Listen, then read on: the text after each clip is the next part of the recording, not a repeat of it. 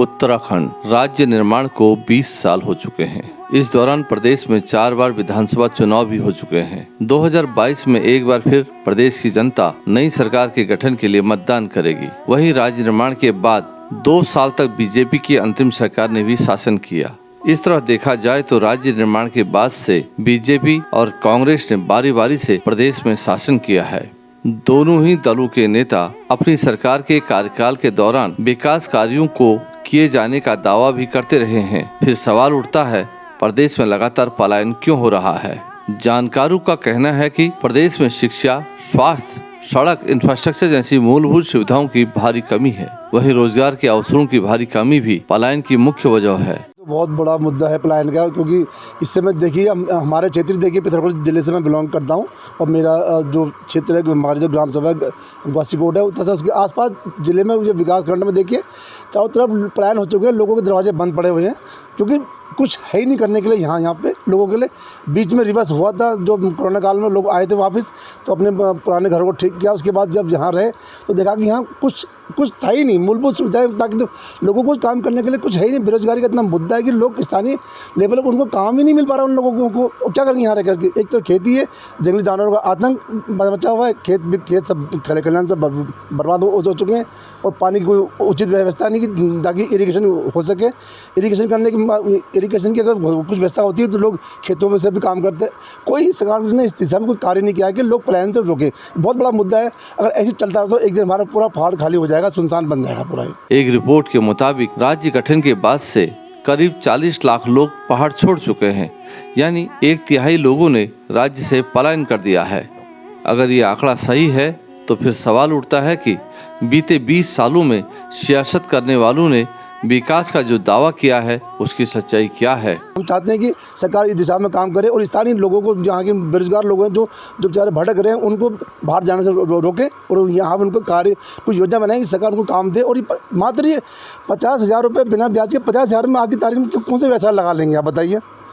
उसके लिए कम से कम 8 से 10 लाख रुपए तक की वो योजना बनाएं जिसमें कि गारंटी सॉफ्ट कॉर्नर रखें उसका, कि ताकि दर भटके ना, सॉफ्ट कॉर्नर ईजी पास आराम से बैंक में बिना ज़्यादा फॉर्मेलिटीज़ के पास हो जाए। बेचारा 8-10 लाख की लोन लेने के लिए उसको 8-10 लाख की सिक्योरिटी जमा करनी पड़ती है। अगर उसमें इतना पैसा ही होगा तो वैसा वो क्यों बैंक से लोन लेगा?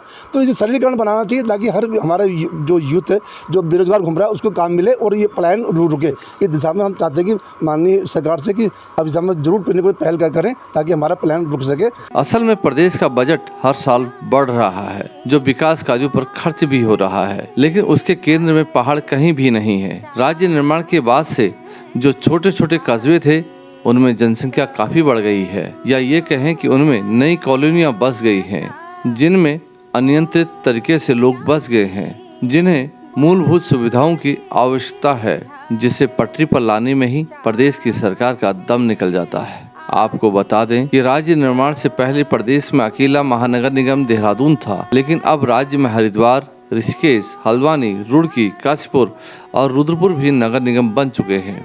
यानी बीते 20 सालों में इन शहरों पर दबाव बढ़ा है। वहीं गाँव से उठकर लोग सड़कों के किनारे आ चुके हैं। गवर्नमेंट को तो अब हम क्या मैसेज दें, वो तो गवर्नमेंट है ना।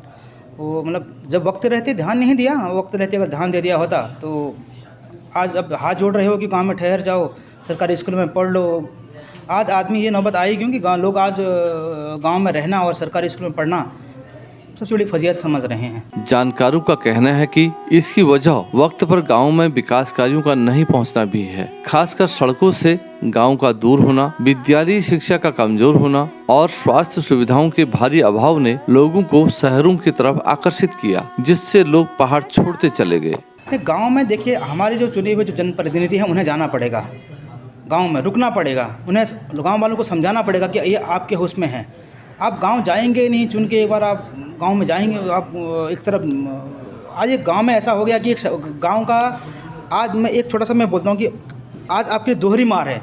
एक तो आप बेरोजगारी से जूझ रहे हैं, दूसरा पलायन से जूझ रहे हैं। जैसे ही आदमी रोजगार मिल रहा है वो आदमी गांव छोड़ दे रहा है, गांव छोड़ के अपने जो नज़दीकी शहर है वहाँ तक पहुँच रहा है, वहाँ तक नहीं तो महानगर की तरफ पहुँच रहा है वो।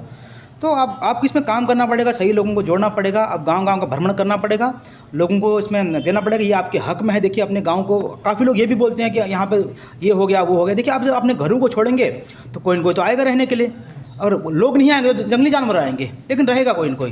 तो इसमें हम सही लोगों को जोड़ के मुहिम चलानी चाहिए हमने कि आप ये गाँव, और एक इसकी तरफ होना चाहिए, क्योंकि आज हमारे लिए बहुत ज़रूरी है कि जो लोग गाँव में टिके हुए हैं ना, उन्हें गाँव में हम टिकाए रखें। उत्तराखंड के पहाड़ी इलाकों में जो पलायन हुआ है उसके गंभीर नतीजे भी सामने आने लगे हैं। सैकड़ों की संख्या में गांव जनविहीन हो गए हैं। दर्जनों गांव ऐसे हैं जो जनविहीन होने के कगार पर हैं। वहीं ऐसे गांवों की भी बड़ी तादाद है जहां एक दो परिवार या बुजुर्ग ही रह रहे हैं। अगर विकास का मानक रोड है तो सबसे विकसित जिला कोई होना चाहिए था, तो वो तो पौड़ी होना चाहिए था कि सजा रोड तो पौड़ी के अंदर ही है, जंजाल पौड़ी में है। तो हम उसको समझने पदयात्रा करने लगे और हमने लोगों से बातचीत करनी शुरू हुई। तो हमें इस बात का एहसास हुआ कि रोड जो है विकास का मानक नहीं, सिर्फ सुविधा का मानक है। और हमें ये समझ में आया कि सुविधा और विकास में अंतर है। विकास का मानक तब होता है जब वहाँ पर आदमी की पार्टिसिपेशन होती है, वहाँ के स्थानीय जनता की पार्टिसिपेशन स्थानीय संसाधन के हिसाब से स्थानीय जनता के लिए अगर होगी तो संभवतः विकास को परिभाषित कर पाएंगे। जरा उत्तराखंड के इन गाँव की तस्वीर तो देखिए। घरों में ताले लटक रहे हैं, आंगन में कोई चहलकदमी नजर नहीं आ रही है। कभी इन घरों के आगे बच्चे, बुजुर्ग और नौजवान चहलकदमी करते नजर आते थे। आज ये आंगन सूने नजर आ रहे हैं। जरा सोचिए, जब इन घरों को बनवाया गया होगा तब कितने सपने देखे गए होंगे। घर बनवाने वालों ने जिस करीने से लकड़ी पर कारीगरी करवाई है, तब उन्होंने सोचा भी नहीं होगा कि उनकी अगली पीढ़ी इन घरों में प्रवास ही नहीं करेगी। लेकिन आज घर सूने पड़े हैं। बड़े बुजुर्गों को इन घरों का मोह भी है, लेकिन नई पीढ़ी के लिए घर काफी नहीं, उन्हें रोजगार और सुविधाएं चाहिए, जिसके चलते पलायन का जो सिलसिला शुरू हुआ था वो थमने का नाम ही नहीं ले रहा है। पहाड़ में अगर आपको विकास चाहिए तो पहाड़ का विकास तभी हो सकता है जब हम लोग वहाँ के संसाधन के ऊपर काम करें, वहाँ के स्थानीय जनता के साथ काम करें और इन संसाधन का जो रिजल्ट हो वहाँ के लोगों के लिए हो, तो ही वहाँ का विकास हो सकता है, नहीं तो विकास नहीं हो सकता। एक रिपोर्ट के मुताबिक प्रदेश में इस वक्त करीब 2000 से ज़्यादा गांव खाली हो चुके हैं, जिनमें अकेले अल्मोड़ा में 274 से ज़्यादा गांव जनशून्य हो चुके हैं। वहीं दर्जनों ऐसे गांव भी हैं जो जनशून्य होने के कगार पर पहुंच चुके हैं। दुख का विषय ये है कि 21वां साल चल रहा है और हम जो राज्य आंदोलन की भावना थी, शहीदों की भावना थी, उसकी रक्षा नहीं कर पा रहे हैं। उन्होंने ये भी सवाल पूछा तुम्हारी इकोनॉमी का क्या होगा। मैंने कहा हम तो सबसे संपन्न और सुखी राज्य हो सकते हैं। मैंने कहा दिल्ली में ही, बाकी छोड़ दो आप। 1952 से लेकर के अब तक जो आपने वाटर टैक्स लिया है उसका 5% भी हमको दे दोगे आप, तो हमने कहा हम आपकी केंद्र सरकार भी चला लेंगे। तो जो वनाधिकार फॉरेस्ट राइट्स का जो मसला है, 2006 का कानून बना हुआ है और हम ऐसे नालायक हैं कि उसको यहाँ लागू नहीं करवा पा रहे हैं। आपको बता दें कि 17 सितंबर 2017 को उत्तराखंड सरकार ने पलायन के कारणों को समझने के लिए एक आयोग का गठन किया था, जिसने पलायन के कारणों का अध्ययन करने के बाद साल 2018 में अपनी एक रिपोर्ट तैयार की, जिसमें आयोग ने माना कि प्रदेश के सभी जिलों से पलायन हो रहा है, जिनमें पहाड़ी जिलों में पलायन का प्रतिशत ज्यादा और चिंताजनक है। आयोग के मुताबिक राज्य के 6 जिलों के 30 विकास खंडों में सबसे ज्यादा पलायन हुआ है। आज जो सबसे महत्वपूर्ण बात है, और वो पूरी पॉलिटिकल बिरादरी के लिए है, वो केवल कांग्रेस के लिए या बीजेपी के लिए नहीं है, पूरे स्टेट में जितने लोग हम नेता हैं उनके लिए सबसे इम्पोर्टेंट बात यह है कि हमको कम से कम ये शर्म आनी चाहिए कि 21 साल हम पीछे मुड़ करके देखें कि 21 साल में क्या उन सपनों के आसपास भी हम पहुँचे हैं जो सपने इस राज्य को निर्माण करते वक्त लोगों ने देखे थे। जब वो लाठी खा रहे थे, जब वो गोली खा रहे थे, जब वो जेल जा रहे थे, जब वो संघर्ष कर रहे थे, क्या उन सपनों के बारे में किसी को चिंता है? क्या मुख्यमंत्री, राज्यपाल, मिनिस्टर्स, एमएलएज और दायित्वधारियों की फौज इसके लिए राज्य बना था? क्या पहाड़ की वो माता बहन जिसके सर से हम पानी का, घास का, लकड़ी का बोझ कम नहीं कर पाए, क्या उसके बारे में चिंता नहीं करनी चाहिए?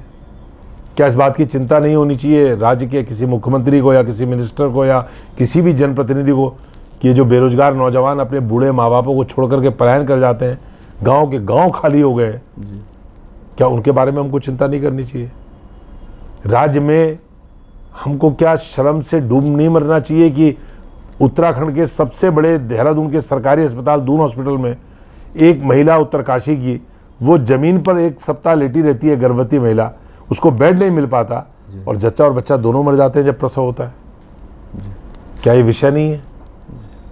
और क्या इन पर हम अपनी जबान बंद रखें केवल इसलिए कि हमको वोट मिल जाए? आपको बता दें कि उत्तराखंड के मुख्यमंत्री को आयोग ने जो रिपोर्ट सौंपी उसमें कहा गया है कि 2011 में उत्तराखंड में 1034 गांव खाली थे, लेकिन 2018 तक ये आंकड़ा 1734 गांवों तक पहुंच गया। वहीं प्रदेश में 3.5 लाख घरों के वीरान पड़ने की बात भी मानी। पलायन आयोग को अपनी रिपोर्ट पेश किए अब 2 वर्ष से भी ज्यादा हो चुके हैं, लेकिन इसके बाद भी प्रदेश में पलायन को रोकने के लिए कोई स्पष्ट नीति सामने नहीं आई। ऐसे में कई सवाल भी उठ रहे हैं। जिस प्रदेश में हर रोज पलायन हो रहा हो, वहां 2 साल बाद भी पुख्ता नीति नहीं बनने से न जाने कितने लोगों ने प्रदेश को हमेशा के लिए अलविदा कह दिया होगा।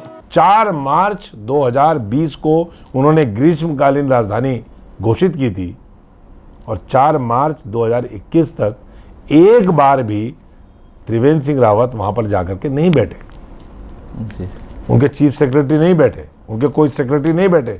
वो हेल्थ के भी मिनिस्टर थे, वो पीडब्ल्यूडी के भी मिनिस्टर थे, वो राजस्व के भी मंत्री थे, वो फाइनेंस के भी मिनिस्टर थे। किसी सचिव को बोलते जाकर के बैठो भाई, पहाड़ के हिसाब से सोचो जरा हेल्थ में क्या होना चाहिए, पहाड़ के हिसाब से सोचो जरा पीडब्ल्यूडी में क्या होना चाहिए, पहाड़ के हिसाब से सोचो जरा कि यहाँ पे राजस्व कलेक्शन का क्या नया स्रोत हो सकता है। एक भी सेक्रेटरी, चीफ सेक्रेटरी की तो बात छोड़ दी। आपको ये भी बता दें कि पलायन आयोग ने गांव में रहने वाले लोगों की आमदनी को लेकर भी अपनी रिपोर्ट में बड़ा खुलासा किया था। आयोग ने अपनी रिपोर्ट में माना कि राज्य के ग्रामीण क्षेत्रों में रहने वाली 75% आबादी की मासिक आय 5,000 रुपये से भी कम है, यानी रोजगार और आमदनी भी पलायन की बड़ी वजहों में शामिल है। उत्तराखंड में हर रोज हो रहे इस पलायन से गांव तो खाली हो ही रहे हैं, चीन और तिब्बत सीमा पर सुरक्षा चक्र भी कमजोर पड़ रहा है। असल में अंतर्राष्ट्रीय सीमा क्षेत्रों के ये गांव देश की सीमाओं के लिए सुरक्षा ढाल की तरह हैं। लेकिन जिस तरह से बीते कुछ सालों में तिब्बत सीमा के दर्जनों गांव जनशून्य हुए हैं, वो चिंता की बात है। ईमानदारी से अगर हमारे नेता उत्तराखंड के दूरस्थ क्षेत्रों की अगर बात करें तो देखिए, आपको सबसे पहले वहाँ पर शिक्षा, स्वास्थ्य, ये 2 चीज़ें मैं समझता हूँ। सड़क तो आपने भेज दी है, लेकिन शिक्षा और स्वास्थ्य का इतना अभाव है वहाँ पर कि बच्चों को पढ़ाने के लिए उत्तराखंड के, चाहे पिथौरागढ़ की बात करूँ, चाहे मैं चमोली की बात करूँ, लोग इसलिए पिथौरागढ़ का आदमी राजधानी अपने पिथौरागढ़ को छोड़ के इसलिए हल्द्वानी में आ रहा है कि उनको अपने बच्चों को पढ़ाना है। चमोली का व्यक्ति इसलिए देहरादून में आ रहा है कि उनको अपने बच्चों को पढ़ाना है, उनका भविष्य बनाना है। और आज होड़ लोगों में लगी हुई, अच्छी होड़ है कि मेरे बच्चे पढ़ें लिखें, अच्छे स्कूल में पढ़ें और अच्छी नौकरी उनको मिले, या अच्छे कहीं ना कहीं वो अच्छी तकनीक सीख कर जो है बड़े अधिकारी बने। तो इसके लिए मजबूरी है। और दूसरा स्वास्थ्य है। देखिए, स्वास्थ्य की सुविधाएं आज भी, मैं 21 साल बाद ये कहूँ कि स्वास्थ्य सुविधाएं जितनी वहाँ पर होनी चाहिए थी आज भी नहीं है। इसलिए भी हर व्यक्ति ये सोचता है कि जब स्वास्थ्य आपका ख़राब होता है, जब आज भी उसको अगर कई किलोमीटर पैदल चल के स्वास्थ्य में अस्पताल में आना पड़ता है, और अस्पताल में आके जब उसको देखता है कि वहाँ व्यवस्थाएं आज भी नहीं हो पा रही हैं, तो कहीं ना कहीं हर व्यक्ति ये सोचता है, मजबूर होता है पलायन के लिए। तो अगर आपको ईमानदारी से काम करना है तो कम से कम दूरस्थ क्षेत्रों में, चाहे मैं पिथौरागढ़ की बात करूं, चाहे मैं चमोली की बात करूं, आपको वहां पर अच्छे हॉस्पिटल और अच्छे शिक्षा के मंदिर खोलने पड़ेंगे, तभी जाके पलायन हमारा रुक सकता है। पलायन से पहाड़ी क्षेत्रों की खेती पर भी असर पड़ा है। पहले पहाड़ के गाँव की खेती आबाद नजर आती थी, लेकिन अब ज्यादातर गाँव में खेती बंजर नजर आती है। खास बात यह है कि गांव में उन लोगों ने भी खेती करना छोड़ दिया है जो वहां प्रवास कर रहे हैं। लोगों का कहना है कि सुअर और बंदरों के चलते खेती करना मुश्किल हो गया है।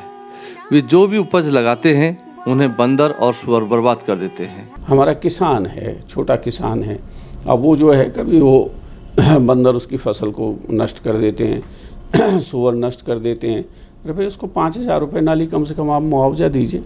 अब जंगली जानवर जो है किसी को मार देता है, आप जो है 1,00,000-2 लाख रुपए देते हो उसको, भाई उसको 20-1 लाख रुपए उसको कॉम्पनसेशन मिलना चाहिए, और परिवार के एक सदस्य को जो है नौकरी मिलनी चाहिए।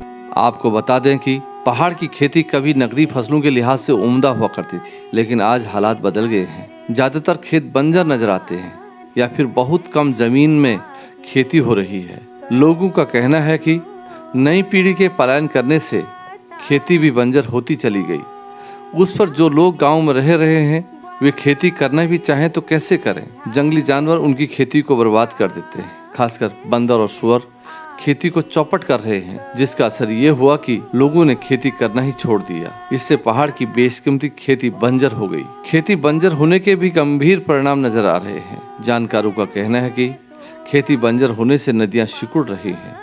असल में खेती जोती जाने से बरसात का पानी जमीन में जाता था, जो रिस कर नदियों में पहुंचता था। लेकिन जब खेती ही बंजर हो चुकी है तो पानी भी सतह पर गिरकर बह जाता है, जिससे नदियों में उफान आता है और वे बड़ी त्रासदी का कारण बन रही है। जानकारों का कहना है कि पहाड़ से आने वाली नदियों को बरसाती नदियों में तब्दील होने से बचाना है तो जमीन को जोतना आवश्यक है। ये तभी होगा जब गाँव में लोग रहेंगे और ग्रामीण खेती करें, नहीं तो नदियों को सूखने से बचाना मुश्किल हो जाएगा।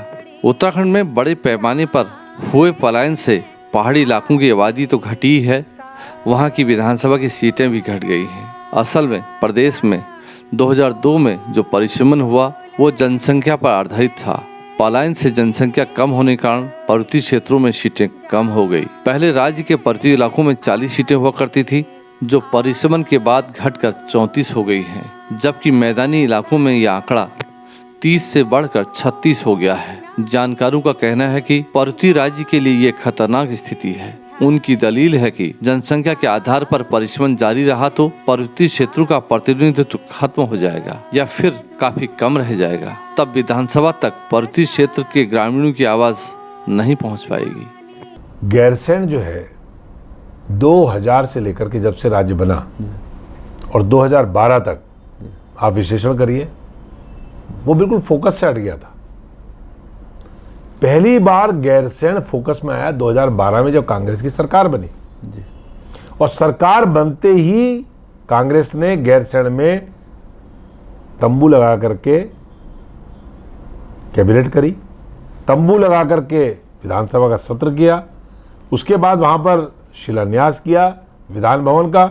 उसके बाद जितना आपको इंफ्रास्ट्रक्चर आज दिख रहा है वहां पे, वो सब कांग्रेस का बनाया हुआ है। राज्य में इस वक्त दोहरा पलायन हो रहा है। एक पलायन रोजगार के लिए हो रहा है, जिसमें युवा रोजगार की तलाश में शहरों की ओर जा रहे हैं। दूसरा पलायन मूलभूत सुविधाओं के लिए हो रहा है, जिसके तहत बड़े बुजुर्ग और नौकरी से रिटायर्ड होने के बाद वे पहाड़ छोड़ रहे हैं, जिससे देहरादून, हल्द्वानी, रामनगर, खटीमा, कोटद्वार और दूसरे मैदानी इलाकों में दबाव बढ़ रहा है। पलायन करने वालों में ऐसे लोग भी हैं जो अपने बच्चों को बेहतर शिक्षा दिलाने के लिए शहरों की तरफ रुख कर रहे हैं। हालांकि सरकार का दावा है कि वो राज्य की शिक्षा व्यवस्था को बेहतर कर रही है, उनके लिए नए शिक्षक भर्ती किए गए हैं, लेकिन गांव की तस्वीर इसके उलट है। राज्य में आज भी एकल शिक्षा व्यवस्था के तहत स्कूल चल रहे हैं। कई जगहों पर स्कूल खुलते ही नहीं हैं। कुछ तस्वीरें तो डराने वाली दिखाई देती हैं। सरकार ने स्कूल तो बनवाए, लेकिन उन स्कूलों के दरवाजे कभी खुल ही नहीं पाए। सबसे बड़ी बात यह है कि पलायन की वजह से पूरे उत्तराखंड में अब तक करीब 250 सरकारी स्कूल बंद हो चुके हैं। इन स्कूलों को बंद करने की वजह भी बड़ी रोचक बताई जाती है। दरअसल उत्तराखंड सरकार ने नियम बताया है कि जिन स्कूलों में छात्रों की संख्या 10 से कम है, उन्हें बंद कर दिया जाएगा।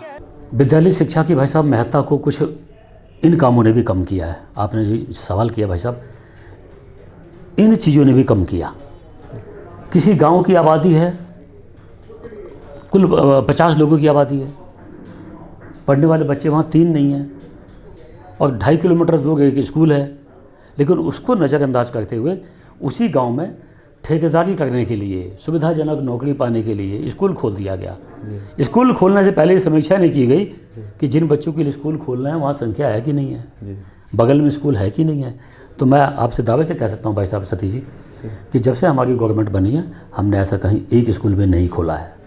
ये परंपराएं पहले की थी, जिनको अब हम ठीक करने का हमने प्रयास किया है। आपको बता दें कि उत्तराखंड में 60 से 80 के दशक में पलायन ने गति पकड़ी। तब स्थानीय लोगों ने उसे पहचाना और पृथक राज्य की मांग उठाई। आंदोलन के दिनों में आरोप लगाया जाता था, लखनऊ में जो नीतियां बनाई जाती हैं उनमें पहाड़ को ध्यान में नहीं रखा जाता है। पहाड़ पर रहने वाले लोगों का कहना है कि 20 साल पहले हालात बेहतर थे। तब पहाड़ों पर डॉक्टर और शिक्षक तैनात थे, लेकिन अलग राज्य होने के बाद शिक्षक और डॉक्टर पहाड़ में जाने को तैयार ही नहीं हैं। जो डॉक्टर और शिक्षक पहाड़ पर तैनात भी किए जाते हैं, वे सिफारिश से सुगम स्थानों में पहुंच जाते हैं। शिक्षा विभाग भाई साहब सतीश जी बहुत अच्छा विभाग है, लेकिन कुछ लोगों के अपने लोभ, लालच, स्वार्थ, उसकी वजह से कहीं ना कहीं विद्यालय शिक्षा को बदनाम किया गया। जी। आप सबके सहयोग, आप सबके आशीर्वाद से, संगठन की वजह से मुझको यह दायित्व निभाने का जब मौका मिला तो जो प्रमुख कमियां सामने निकल के आईं कि कहीं ना कहीं लोग, जब तक लोगों को रोज़गार नहीं मिलता है, शिक्षक नहीं बनते हैं, तब तक उनको लगता है कि हम तो गरीब के बेटे हैं, किसी तरह रोज़गार मिलना चाहिए। और जब रोज़गार मिलता है तो लोग चाहते हैं कि हमको सुविधा मिलनी चाहिए, और सुविधा लेने के प्रत्याशा में इतने आगे निकल जाते हैं कि लोग अपने दायित्व को भूल जाते हैं। तो हमने कोशिश की।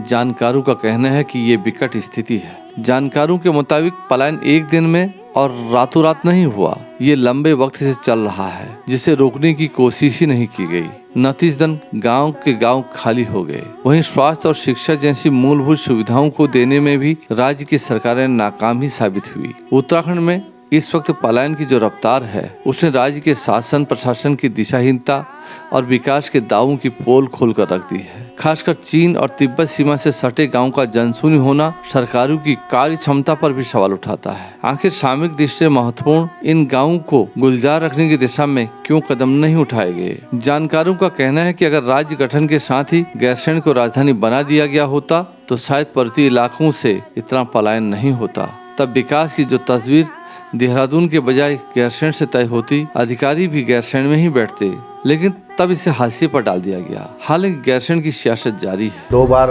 कांग्रेस सत्ता में रही है, 2 बार भाजपा सत्ता में आ गई है। मैं कहूँ कि 3 बार कहूँ, क्योंकि 1.5 साल का जो पहला कार्यकाल जो अंतरिम सरकार थी, तब भी भाजपा की सरकार थी।